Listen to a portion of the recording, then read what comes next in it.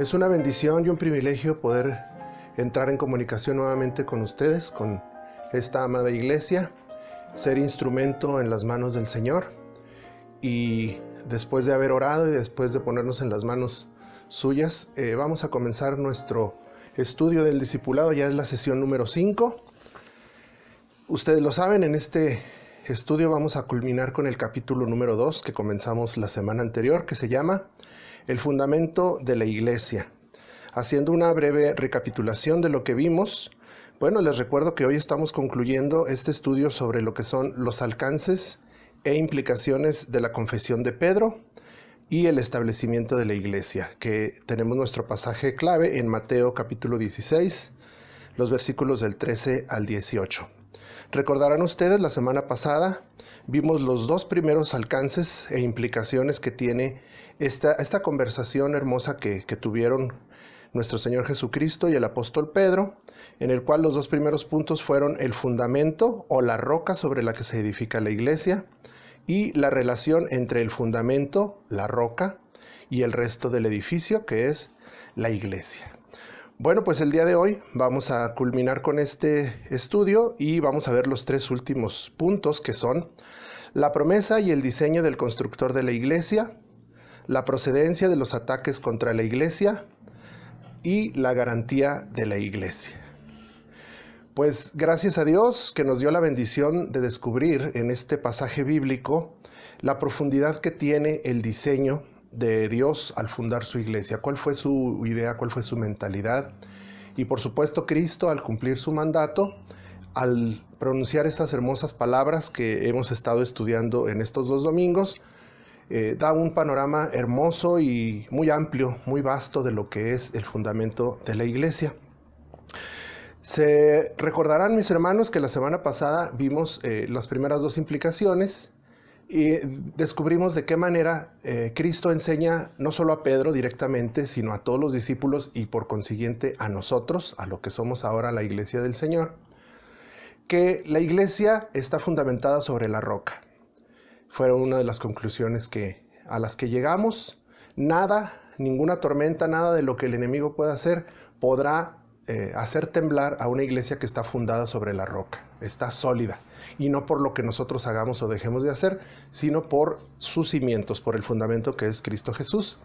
Y vimos también lo peligroso y lo delicado que es tomar a la ligera nuestra permanencia y nuestra pertenencia al cuerpo de Cristo.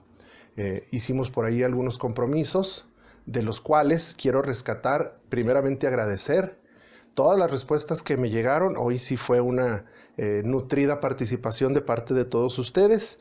Y bueno, pues me permití hacer una recapitulación de sus respuestas. Como tarea dejamos 3 preguntas, recordarán ustedes. Les pedí que me contestaran por escrito y me mandaran la imagen la respuesta a las siguientes preguntas. ¿Qué beneficios me da pertenecer a la Iglesia de Cristo? Y bueno, pues ahí puede usted ver la estadística en cuanto al número de menciones. La respuesta más persistente fue pues la bendición de pertenecer a la familia de la fe, con 5 menciones, el gozo por tener comunión con los hermanos, ser parte del plan de Dios, aprender, con 2 menciones, y ya de ahí pues una mención para cada una de las siguientes, que son excelentes respuestas. Les decía yo ahí en los comentarios cuando me mandan su tarea, no hay respuestas equivocadas, es una manera de conocer su sentir. Y bueno, ante la carencia de una clase presencial en donde yo puedo preguntarles directamente y retroalimentarme, al hacerlo por medio de un video, yo necesito también tener de qué manera están ustedes recibiendo el mensaje, la enseñanza, y saber qué modificaciones le tengo que hacer a mi clase. A la respuesta de la segunda pregunta, ¿qué compromisos tengo con ella? Pueden ustedes ahí apreciar que la mayor mención se la llevó la respuesta de servir. Después viene orar, amar, proclamar el evangelio, con 4 menciones. Luego con 3, ayudar a otros, vivir en santidad, obedecer, trabajar, practicar la comunión, someternos a la autoridad, con 2 menciones, y con 1 mención el resto de las respuestas: crecer espiritualmente, ser misericordiosos, diezmar, dar buen testimonio, congregarnos, glorificar a Dios y participar. La última pregunta fue, ¿cuáles me comprometo a asumir? En el entendido de que la pregunta número 2 son los compromisos que ya tengo y que ya cumplo. Y la pregunta número 3 son los compromisos que no estoy cumpliendo, pero que quiero comprometerme a asumir. Y las respuestas que ustedes nos dieron, pues nada más con 2 menciones: obedecer, ser santos, con igualmente con una mención, cumplir el mandato de Dios, dar testimonio, la fidelidad, glorificar a Dios y colaborar con lo que esté capacitado. Son respuestas que son muy útiles. Seguramente seguiremos utilizando esta estadística, estos datos, para conformar nuestros siguientes estudios. Pero en esta ocasión, la intención de hacerles estas preguntas, mis hermanos, es precisamente porque de esto se trata nuestro estudio en esta ocasión. Recordemos que se titula Alcances e implicaciones de las palabras de Pedro y de Jesús, y en eso se concreta esta estadística. Los alcances, pues son todas las bendiciones, todas las facultades que nos da el pertenecer al cuerpo de Cristo. Por eso la primera pregunta es beneficios. Las implicaciones, ahí es donde ya entra de la manera en que nosotros nos vamos a involucrar en este plan. Por eso son los compromisos. Es en este sentido que yo quise preguntarles esto para tener un punto de partida. Y bueno, esta relación, alcances que se traducen en beneficios, implicaciones que se traducen en compromisos, nos mueve también a hacer una reflexión. Cuando hablamos de bendiciones, bueno, pues evidentemente las bendiciones solamente se reciben, no tenemos que hacer nada, sino solamente recibirlas. Mientras que los compromisos sí nos mueve y sí nos implica tener que hacer alguna acción, o bien dejar de hacer algunas acciones, como en el caso de la santidad, de dejar nuestras costumbres pecaminosas. Y estos compromisos sí tienen 2 alternativas: pueden cumplirse o pueden no cumplirse. Las palabras de Jesús en este pasaje de Mateo 16-18 son en esencia promesas. Si usted se fija, casi todo implica bendiciones de su parte hacia nosotros. Pero a través del estudio de más pasajes de la Escritura, que el día de hoy nos vamos a dar la tarea a analizar, descubriremos que también lleva implicaciones, que también conlleva compromisos que como iglesia y en lo particular como cristianos, también nosotros debemos asumir para recibir dichos beneficios. Y bueno, pues entramos de lleno al punto número 3 de nuestro estudio: la promesa y el diseño del constructor de la iglesia. Y quiero resaltar y hacer notar las primeras palabras en las que se basa este punto. Cristo le dice a Pedro y a todos nosotros: edificaré mi iglesia. Ahí el pronombre está dado por sentado, está implícito. Yo edificaré mi iglesia. Fíjese bien, note una cosa. Jesús no está diciendo, ustedes edificarán su iglesia. Como diciendo, ustedes háganle como quieran, organícense, hagan una iglesia a la manera que ustedes quieran y ya después vemos de qué manera me relaciono con ustedes. Tampoco les está diciendo, yo edificaré su iglesia. Hubiera sido bueno, Jesús nos la edifica, pero la iglesia nos pertenecería a nosotros, pues tampoco era el propósito.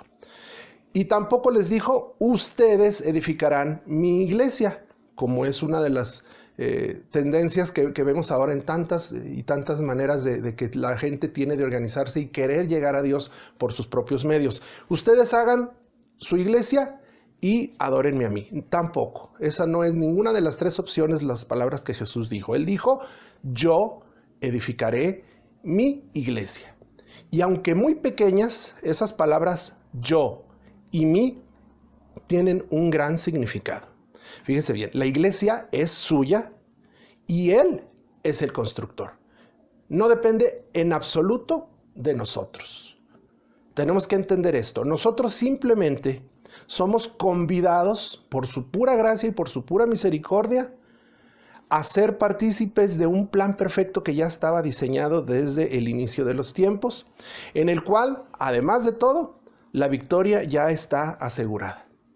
Por tanto, si es Cristo quien ideó la iglesia y también Él es quien la construye, pues lo que tenemos nosotros que hacer es dejar que Él la maneje, que Él sea quien nos dicte las reglas y las normas a seguir. Debemos preguntarle en todo caso, ya que nosotros tomamos algunas decisiones, Él nos da esa bendición y esas atribuciones de tomar decisiones respecto a nuestras propias vidas, a nuestra relación con Él y también en lo que se relaciona con la vida de la iglesia, pues preguntémosle a Él cómo quiere que hagamos la labor. La iglesia de Dios debe funcionar a la manera de Dios, en el tiempo de Dios y con los recursos de Dios. Que no se nos olvide eso. Habrán muchas preguntas. ¿Cómo? ¿Cómo le hacemos? ¿Cuándo lo hacemos? ¿Dónde lo hacemos? ¿Por qué lo hacemos? Pues todas las respuestas deben conducirnos a Él.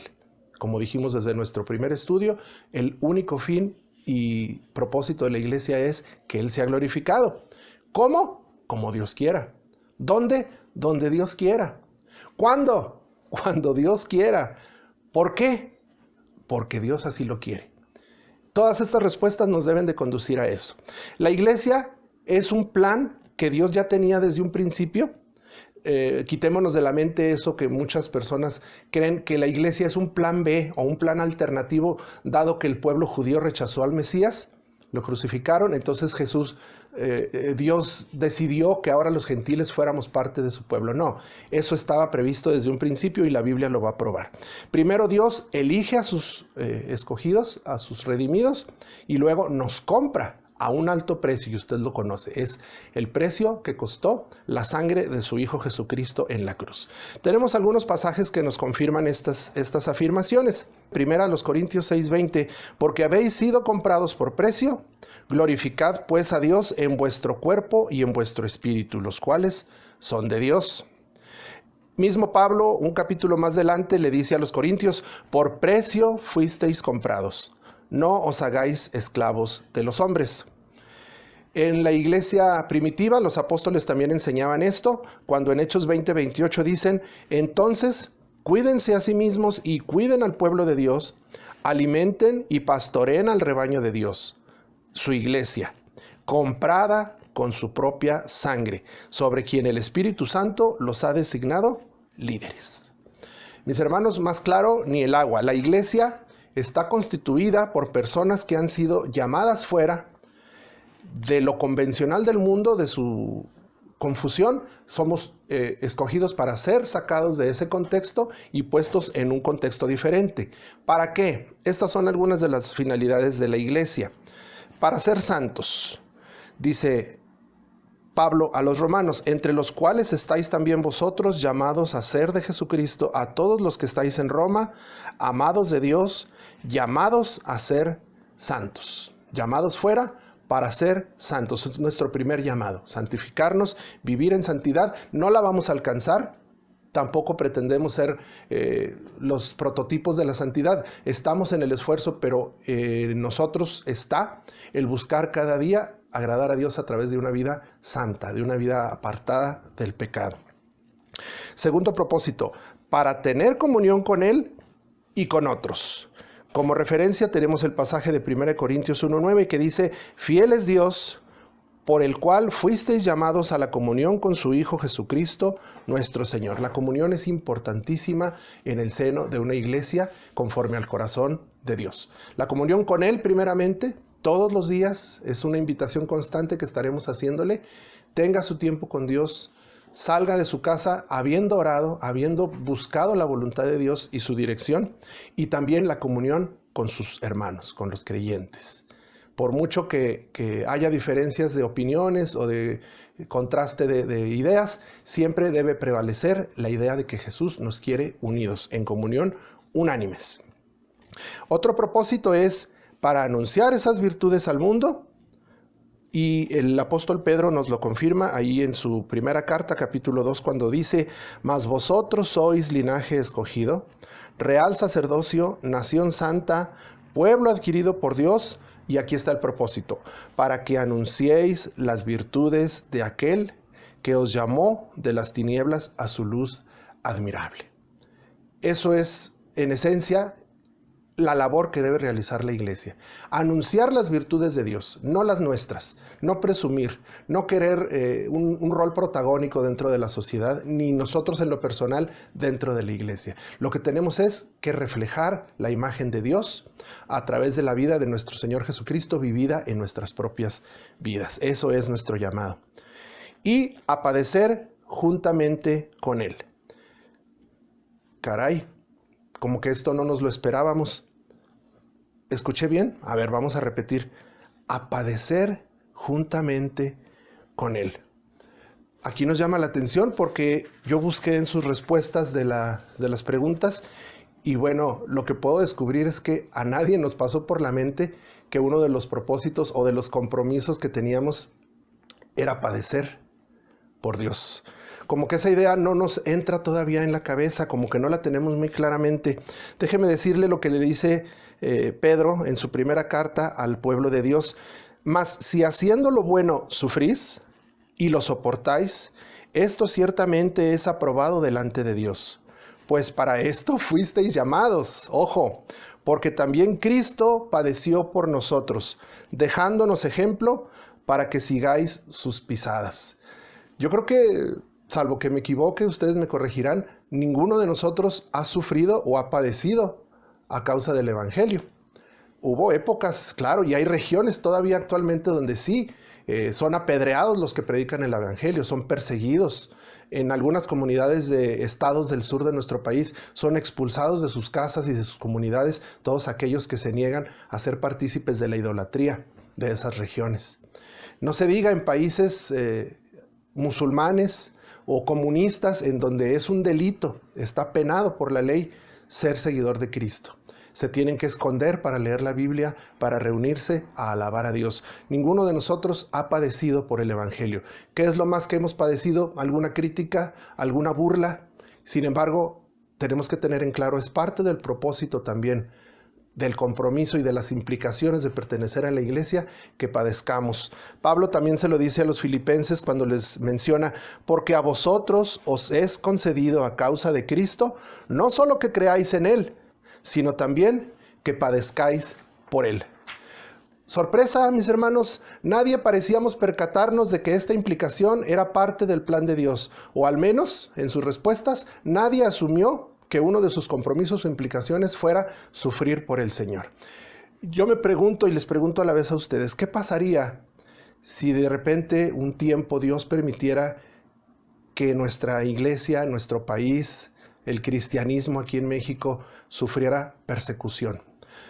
Los tiempos están cambiando, las cosas no son igual que antes, no estamos exentos de esto, mis hermanos, y yo me pregunto cuántos estaríamos dispuestos a asumir dicho compromiso, dicho costo y permaneceríamos fieles.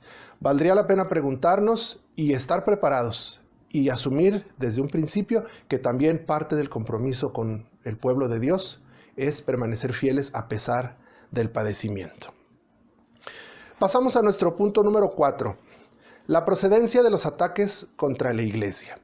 Y aquí vamos a tomar las palabras, las puertas del Hades. Recuerden que nuestro pasaje es el que la respuesta que Jesús le da a Pedro y ahora vamos a la siguiente partícula, las puertas del Hades. Y ahí está la respuesta. ¿Cuál es la procedencia de los ataques contra la iglesia? Bueno, pues en estas palabras Cristo nos está dando la respuesta. Y no solamente eso, Cristo nos da una gran ventaja, la gran ventaja de conocer al enemigo. Él desenmascara a quien nos va a atacar, Él señala a Satanás y a sus huestes como quien tratará con todos sus recursos, que por cierto son recursos limitados. Satanás no es todopoderoso, tiene ciertas atribuciones que Dios le ha concedido, pero no tiene todo el poder, no olvidemos esto. Y Él moviliza sus limitados recursos con el propósito de inmovilizar a la iglesia de Dios. Nada más esto, tratar de adormecerla, a fin de detener su misión y evitar que más vidas sean salvas. Esta palabra inmovilizar es clave. Hermanos, recordemos, Satanás nunca podrá vencer a Dios. Él también está bajo su soberanía y bajo su control. Pues Él, recuerden que la autoridad de Dios está por encima de todo el universo, de toda la creación. Incluso Satanás está sometido a lo que Él le permite y le da atribuciones de hacer. Entonces, hermanos, su único afán de Satanás es hacer creer a los creyentes que él puede derrotarnos. Él quiere hacernos creer que tiene más poder del que realmente tiene. Y efectivamente, más poder que nosotros, claro que lo tiene, pero más poder que Dios no. Satán es un simple engañador. Acuérdense que en esencia la Biblia lo describe como el mentiroso, el padre de mentira y el engañador. Toda su obra, toda su labor se basa en base a mentiras. Todo lo que ofrece es falso, es de papel, es de oropel, no tiene ni siquiera valor, así como sus aparentes logros. Recuerden cuando quiso tentar al maestro en sus 40 días de ayuno en el desierto, todo lo que le ofrecía no era de él. Y lo quiso engañar incluso usando la escritura, porque conoce la escritura pero no la aplica correctamente. Y Jesús, teniendo mucho más poder que él y estando en contacto con su Padre Celestial, pudo vencer esa tentación. Entonces, hermanos, esto es una verdad que tenemos que tener muy en mente. Satanás es el origen de los ataques contra la iglesia, pero su poder es limitado. Todo se basa en tratar de querer engañarla, de inmovilizarla. Y efectivamente lo ha logrado hasta cierto punto. ¿Por qué? Pues porque es muy hábil, es muy astuto. Si le diéramos un breve repaso, un vistazo somero a lo que es la historia de la iglesia, bueno, veríamos que efectivamente la iglesia ha sufrido severos golpes, ha sufrido ataques que le han ocasionado daños y que la han refrenado hasta cierto punto en algunas épocas. Tenemos, por ejemplo, en la iglesia primitiva, en el libro de Hechos, vemos que su primera estrategia fue perseguir y matar a los cristianos. Y pues la prueba está, de los 12 apóstoles, 11 murieron martirizados. Solamente el apóstol Juan no murió martirizado. Luego vino los ataques desde dentro. Cuando Satanás vio que lo único que hacía al derramar sangre de los mártires era hacer crecer a la iglesia, cambió de estrategia. Entonces trató de atacarla desde dentro. Tenemos todavía por ahí en algunas cartas del apóstol Pablo los problemas que surgieron en la mayoría de las iglesias a causa de divisionismos, a causa de la invasión de corrientes de ideologías perversas. En Apocalipsis acabamos de estudiar las cartas a las 7 iglesias, cómo Dios, el ángel de Jehová, les advertía sobre no dejar entrar a falsos maestros. Es decir, los ataques empezaron a llegar desde el mismo seno de la iglesia. Vino luego la etapa de los 3 siglos siguientes, hasta antes de la conversión de Constantino. Ahí digamos que hubo una especie de silencio, no tenemos mucha información al respecto. Lo que sabemos es que en el siglo III el emperador Constantino se convierte al cristianismo, entrecomillado. Y esto lo que logró, lo que originó, fue que hubiera una alianza entre el reino de Dios y el reino de los hombres. Constantino dejó de perseguir a los cristianos, aparentemente firmaron un tratado de paz e incluso de cooperación. Él legalizó infinidad de costumbres cristianas y los metió dentro de lo que son el calendario romano. Muchas de las festividades que hasta la fecha persisten son gracias a que Constantino las formalizó. Entonces, si se fijan, hubo ahí una especie de comunión o de pacto que se vino a romper en la época de Lutero, en la época de la Reforma. Durante estos siglos, desde el siglo III hasta el año 1517, que es cuando se tiene más o menos situada el origen de la Reforma protestante, cuando Lutero rompe con la Iglesia Católica Romana, denunciando todos sus abusos y todas sus estrategias para vender indulgencias, para hacer creer a la gente que la salvación depende de la iglesia y de lo que la iglesia les dicte. Ustedes conocen la historia y ahí hubo ya un rompimiento. Se rompe esta alianza entre el mundo y el reino de Dios. Viene un conformismo luego en el siglo XVIII, donde no hay grandes cambios. Sin embargo, durante esos 3 siglos, las conquistas europeas a Latinoamérica trajeron consigo no solamente el catolicismo, sino también las ideas reformadoras, la teología de la gracia. Luego viene la escatología del siglo XX, con el argumento de que son los últimos tiempos. La iglesia empezó a pensar más en el anticristo que en Cristo. se preocupó más por anunciar el fin. Empezaron a surgir charlatanes que anunciaban el final de los tiempos, la segunda venida de Cristo. Es donde surge el dispensacionalismo, que también es una materia que tendríamos que estudiar más a profundidad. A finales del siglo XX surge el Evangelio de la Prosperidad. Actualmente todavía nos quedan vestigios de lo que es el humanismo, en donde todo se centra en el ser humano, en el hombre, y creemos que somos nosotros el centro del universo y le quitamos su lugar de privilegio a Dios. Y ahora, a principios del siglo XXI, el principal problema que enfrentamos es las ideologías de género, en donde Satanás está tratando de arrastrar a nuestra niñez y a nuestra juventud, y por ende a toda la sociedad, hacia ideologías perversas, ideologías que nos apartan del plan original de Dios. Bueno, pues todos estos golpes, así de una manera resumida, que hemos visto que la iglesia ha sufrido, efectivamente la han debilitado, la han frenado, pero no han detenido su propósito divino. ¿Por qué? Porque no depende de lo que la iglesia haga, sino que Dios la ha sustentado, las promesas del Señor la han hecho seguir adelante. Aún en sus peores crisis y en sus peores épocas, la iglesia ha seguido adelante y ha seguido ganando almas. Millones y millones de personas han venido al arrepentimiento a lo largo de estos siglos, precisamente gracias a que Dios ha sustentado a su iglesia. Lo peor que puede ocurrirle a la iglesia es atemorizarse y faltar a su llamado. El pueblo de Dios debe entender que Satanás es un enemigo derrotado, cuyo éxito radica en hacer creer a los cristianos que él tiene más poder del que realmente tiene. Recordemos lo que Pablo dice a los colosenses ahí en el capítulo 2, cuando les dice: anulando el acta de los decretos que había contra nosotros, que nos era contraria, quitándola de en medio y clavándola en la cruz, y despojando a los principados y a las potestades, los exhibió públicamente, triunfando sobre ellos en la cruz. La derrota de Satanás es inminente. Él solamente está tratando de aprovechar este tiempo para confundir a la iglesia y hacerla dejar su labor principal.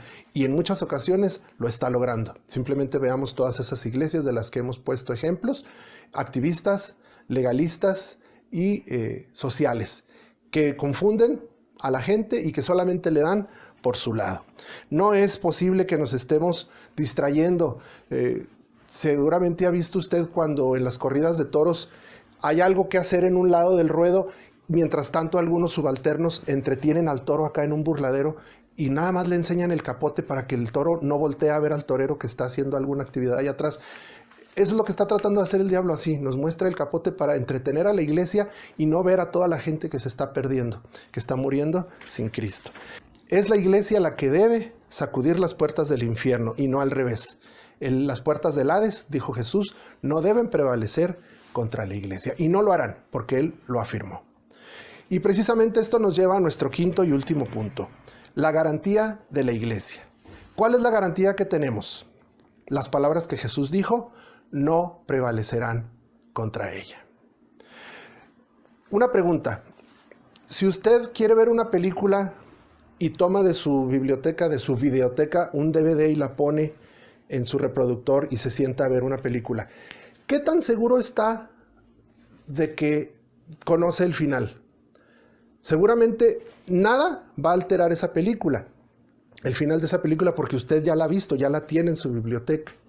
Tal vez si la viéramos en televisión, puede ser que le hayan hecho una nueva versión o que le hayan alterado el final. Luego se dan esos casos. Pero si usted ya tiene esa película, ya la ha visto y la pone, ¿qué tan seguro está de que conoce el final? Que le puede decir a alguien: yo sé cómo acaba esa película. Completamente. ¿Por qué? Porque usted está seguro que ese formato del que está viendo esa película, nadie lo ha alterado porque usted lo tiene resguardado. Ese formato está sellado y esa película no la ha alterado nadie. Bueno, tal vez es muy burdo el ejemplo, pero de la misma manera, nosotros podemos estar seguros del final de la historia de la iglesia. ¿Por qué? Porque Jesús la selló con sus palabras. Esta historia ha sido grabada y sellada en un formato inalterable. Cuando Jesús dice que las puertas del Hades no prevalecerán contra ella, nos está dando el final de esta historia. Tan seguros como el final de una película que ya vimos, estamos del final de la historia de la iglesia cuando Cristo venga a recogerla. La iglesia del Señor tiene la seguridad de que Cristo ha garantizado su victoria. porque Jesús mismo la selló con estas palabras: las puertas del Hades no prevalecerán contra su iglesia. Él lo afirmó ahí, pero toda la Escritura lo confirma. Dios ha querido revelarnos su plan completo. Gracias a Dios, gloria a Dios por ello. Porque incluido su final, Él ya nos está garantizando que la iglesia va a triunfar al final de las eras. Solo espera de nosotros, de su iglesia, que seamos fieles. Una fe absoluta, una fidelidad a prueba de cualquier tribulación y una dependencia plena de su poder, del poder del Espíritu Santo. Sin embargo, tristemente vemos cómo incontables casos de iglesias cada vez se suman a esta lista de iglesias que han querido adaptar el plan de Dios a los tiempos actuales. O bien creyentes que sucumben ante la prueba y prefieren dar un paso atrás. Iglesias se han cerrado, congregaciones y ministerios enteros han caído porque se han creído el engaño de Satanás. Si Dios ha garantizado su victoria, ¿qué hace una iglesia amedrentada, cruzada de brazos ante un enemigo que ya ha sido derrotado? Pues justamente ese es el problema. Una iglesia ocupada en realizar funciones distintas al plan de Dios no necesita ser atacada por Satanás. Satanás sabe que esa iglesia está más ocupada en sus activismos y esa iglesia no prosperará en el plan de Dios porque ellos están entretenidos en su propia ocupación. Él sabe que a la iglesia que tiene que atacar es a la iglesia que permanece fiel, a la iglesia que ora, que dobla sus rodillas y que nunca se aparta de lo que la palabra de Dios le dicta. El enemigo efectivamente solo atacará este tipo de iglesias, pero si esta iglesia permanece fiel y en base a esta dependencia de Dios sigue adelante con su labor, Satanás no podrá hacerle nada, a pesar de que utilice todos sus recursos. Entonces a la iglesia le toca simplemente proclamar el reino de Dios, que ya fue inaugurado aquí en la tierra. Mucha gente cree que el reino de Dios se establecerá hasta que Cristo venga por su iglesia. No, Jesucristo lo inauguró cuando ahí en sus enseñanzas, en sus parábolas, les habla del reino de Dios. Acuérdense de todas esas enseñanzas. El reino de Dios ya está establecido aquí, solamente nos toca proclamar esas verdades. La mira puesta en esa victoria que Dios ya le ha garantizado a la iglesia. Hermanos, entonces, no luchemos por obtener una victoria, sino vivamos una vida victoriosa porque esa victoria ya la obtuvo Cristo ahí en la cruz. En los momentos más vulnerables del final de su ministerio terrenal, cuando estaba desnudo, desnutrido, deshidratado, inmovilizado porque estaba clavado de pies y manos. En sus momentos de aparente mayor debilidad, Él venció a Satanás. ¿Cuánto más lo hace ahora que Él está sentado a la diestra del Padre? Él está en su trono desde ese momento y hasta la eternidad. No olvidemos eso. Pasamos a nuestras conclusiones. Aquí entran nuestros compromisos que hicimos. Recuerde que la primera pregunta era para asumir nuestras bendiciones y nuestros beneficios. En la segunda pregunta era ver de qué manera estábamos comprometidos. Pues bien, ahora viene la respuesta a la tercera pregunta. ¿Cuáles son esos compromisos que no estábamos asumiendo y que a partir de ahora nos hemos resuelto a salir adelante, a cumplirle al Señor? Bueno, en sus respuestas hay varias ideas, varios planteamientos, pero podríamos resumirlos en 3. Los compromisos que debemos asumir a partir de ahora y hasta que Cristo venga no deben de variar de ser fieles, ser santos y ser obedientes. Una iglesia conforme al corazón de Dios es una iglesia que se mantiene santa, es una iglesia que se mantiene fiel y es una iglesia que obedece a lo que Dios le dicta. En ese sentido, todo lo demás vendrá por añadidura. Sí es importante servir, evangelizar, ayudar, dar un buen testimonio y el resto de sus respuestas. Pero estas, hermanos, vienen por añadidura una vez que como cristianos nos determinemos a ser fieles, a ser santos y a obedecer a Dios. Todo lo demás solito llegará. Segunda conclusión. Seamos una iglesia comprometida con el evangelio auténtico. No diluyamos la enseñanza. No tratemos de disfrazar el pecado como debilidades humanas, como parte de tu manera de ser. El pecado es el pecado, y aunque haya cambiado un milenio, aunque haya cambiado un siglo, lo que no ha cambiado es el mensaje de salvación, es el mensaje de vida eterna que Dios ofrece al pecador, y eso es lo que debe predicar la iglesia. Nunca diluyamos el evangelio y tampoco caigamos en ser una iglesia tibia. Acabamos de estudiar en las predicaciones de nuestros pastores las cartas a las iglesias, y vemos cómo en la última de esos casos es vomitivo para Dios una iglesia tibia. Una iglesia con tibieza no sirve para nada. Seamos una iglesia ardiente, ferviente y siempre fiel a los preceptos del Señor. Última conclusión. Hermanos, de Cristo tenemos las promesas. Del Espíritu Santo tenemos el poder. Y del Evangelio tenemos la enseñanza. Nada hay que podamos inventar o que aportar o que agregar a lo que la iglesia requiere para trabajar. Tenemos un fundamento firme, tenemos la promesa de que nada nos va a derrotar y tenemos asegurada la victoria. ¿Qué más queremos? Pues solamente eso, ser fieles, ser santos y ser obedientes.